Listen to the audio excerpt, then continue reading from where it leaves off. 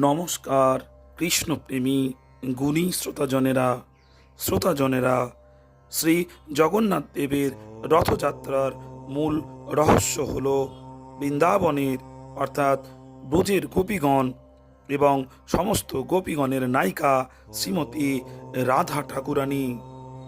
শ্রীমতী রাধা ঠাকুরানীর প্রেম ও মাধুর্য হচ্ছে জগন্নাথের এই অদ্বিতীয় মাধুর্যমণ্ডিত সৌন্দর্য এবং শ্রী জগন্নাথ দেবের রথযাত্রা উৎসবের মূল কারণ।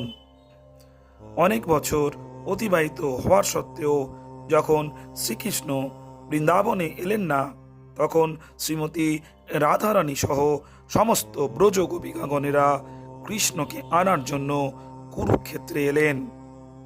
কুরুক্ষেত্র থেকে বৃন্দাবনে নিয়ে যাওয়াই ছিল রথযাত্রার মূল কারণ।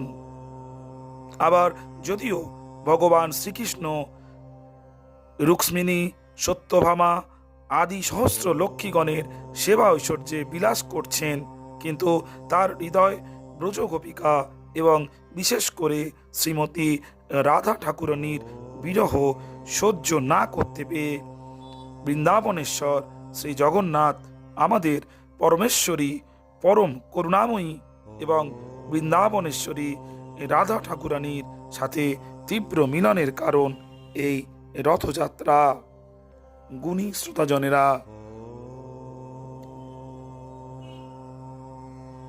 মহোৎসব উৎসব মানে উৎকণ্ঠার সহিত মিলন। এখন প্রশ্ন আসতে পারে, শ্রী জগন্নাথ দেব তো লক্ষ্মী দেবীর দ্বারা সেবিত, কিন্তু রাধারানীর কাছে কেন চলে যান? সহস্র সহস্র লক্ষ্মী সম্ভ্রম ও অতি যত্নের সাথে যে গোবিন্দের সেবা অনবরত রূপে করে চলেছেন, সেই গোবিন্দের হৃদয় যিনি হরণ করেছেন, তিনি হচ্ছেন আমাদের বৃন্দাবনেশ্বরী শ্রীমতী রাধারানী।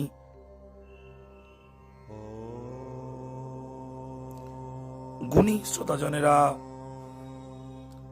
শ্রীমতী রাধারানী ছাড়া কৃষ্ণের অন্তর নিঃস্ব। কৃষ্ণ সেখানেই থাকেন, তার অন্তর সেখানেই থাকে যেখানে রাধারানীর উপস্থিতি। ভালো থাকবেন গুণী শ্রোতাজনেরা, আর ভিডিওটিকে বেশি বেশি লাইক ও শেয়ার করে কৃষ্ণপ্রেমী গুণী শ্রোতাদের কাছে পৌঁছে দিন এবং চ্যানেলে নতুন হলে চ্যানেলটিকে সাবস্ক্রাইব করতে ভুলবেন না। নমস্কার।